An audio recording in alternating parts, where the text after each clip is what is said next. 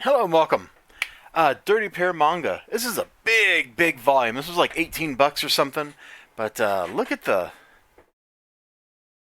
like 200 pages crammed in here. This is a lot of book. This is a lot of manga. All in one volume because, why have multiple volumes when you can. Okay, so it was 19 bucks. You can cram it all in here. Now, calling it older teen is probably a little bit of a misnomer. You should probably be 18 or older before you read this because there is definitely some stuff in here that I can't show on camera. Now, the whole point of Dirty Pair, and I don't necessarily like these redesigned costumes. Let me click over here. I went to Wikipedia and I pulled some stuff up here. Let me show right monitor. There it is. Which, that's kind of tiny, but that's what I remember them wearing. Specifically, I remember like the movie and the OAV series, and there was also a like Dirty Pair Flash, which I think I watched, but had different costumes.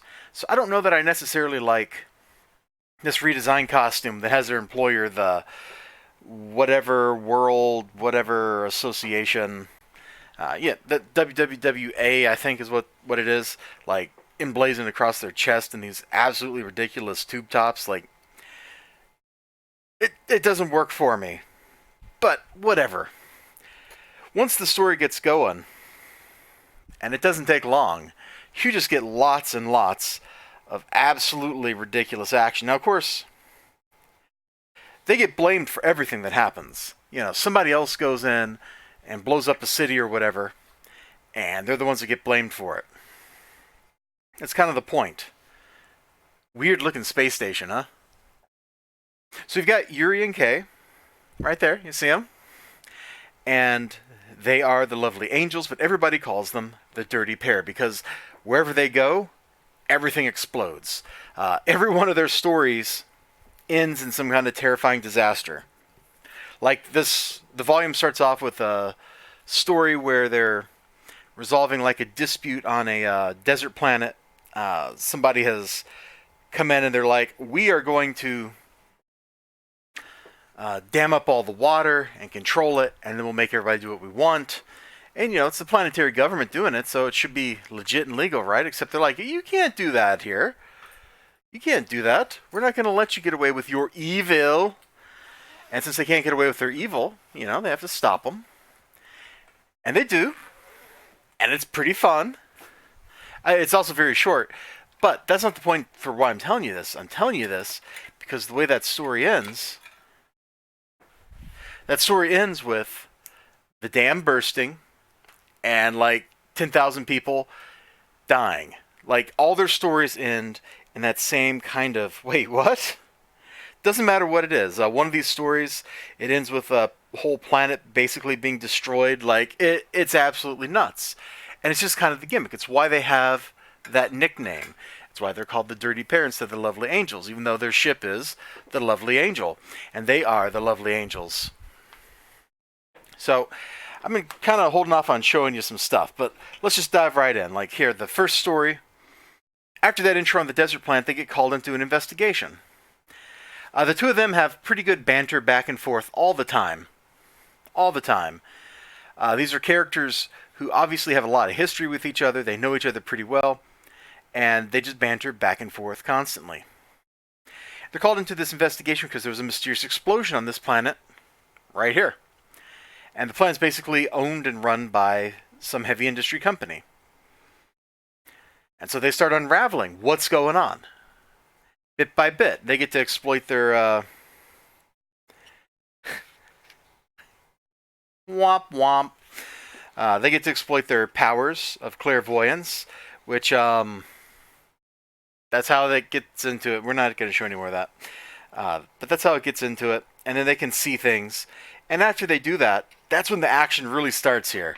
You get this great fight sequence that just shows off everything they do. Not only do you get like some comical running, pretty standard in manga.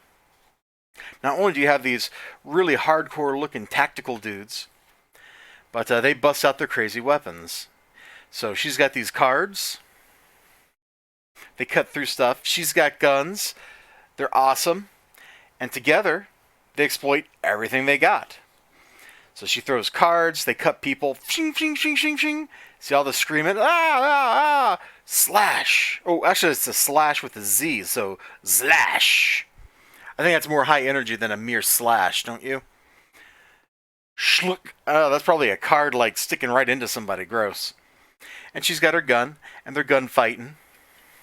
Lots and lots of action. Look at the crazy angles. It's dynamic as all get out. When these action sequences happen, there's not a single wasted panel anywhere. And you always get close-ups of something really cool happening, like when she cuts the gun apart with her cards right here. Look at this. 2 cards. So, swing! And now we see, oh, there were 2 cards there for sure.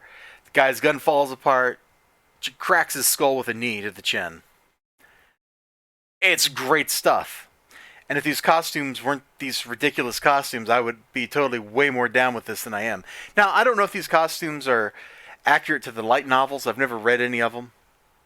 I just know what I remember seeing from old animated series and stuff. And that's the first story. There's another story in here. And I should say, like, the plot for this thing, like, it continues on, and it gets weirder and weirder. And there's, like, an evil organization, of course. There's another story where they're dealing with, they're rescuing a probe going into a black hole, and they kind of invent time travel as part of the story. I don't think anybody quite realizes the implications of that, but because it seems pretty easily reproducible, just like time travel in Star Trek, where you just fly around a star and go warp. Why isn't everybody time traveling all the time in Star Trek? No one knows. But I really like some of the stuff about how the black hole's rendered here, and the science that they discuss is mostly right too. It's close enough that I didn't want to nitpick it, and this is the science I used to do. So, yeah. There is a third story, of course,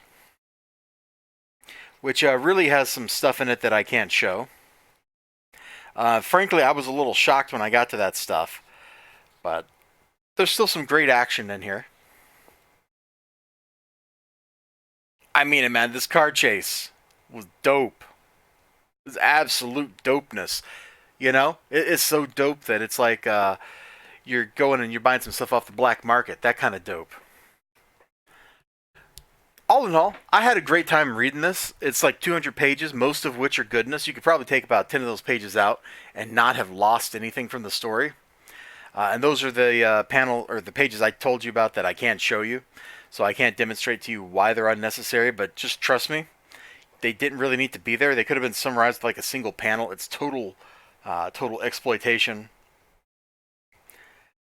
And given the tone of the rest of the book, it also just kind of comes out of nowhere and sucker punches you. Kind of like in Black Lagoon when the 2 kid assassins show up and you learn all about their tragic backstory. And it's like, what am I even reading? Why is this included here in this story? Like, this is sick.